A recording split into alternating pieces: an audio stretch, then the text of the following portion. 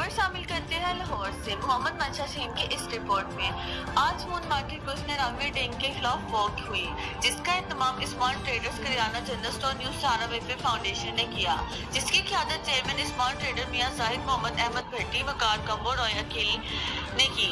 Rally का आगाज PTCL के ऑफिस से शुरू हुआ, जिसका एहतमाम मुख्तलिफ मार्केटों से होता हुआ मेन समनाबाद पर इख्तिताम हुआ। लोगों में अवेयरनेस दी गई। मियां जाहिद ने कहा, बड़ी मार्केटों में और छोटे दुकानदारों को रोजाना की बुनियाद पर अवेयरनेस दे रही है। मोहम्मद अहमद भट्टी ने कहा, कम से कम हर मार्केट में और घरों में अवेयरनेस लाजमी देनी चाहिए ताकि लोगों को सफाई को लाजमी करार दें। वकार कम्बो ने कहा, न्यू सहारा वेलफेयर फाउंडेशन अवामी फलाही कामों में दिन रात काम कर रही है। सदर न्यू सहारा वेलफेयर फाउंडेशन मियां मोहम्मद मंशा शहीन ने कहा, वज़ीर आला पंजाब की खुसूसी हदायत पर अवाम को अवेयरनेस दे रहे हैं।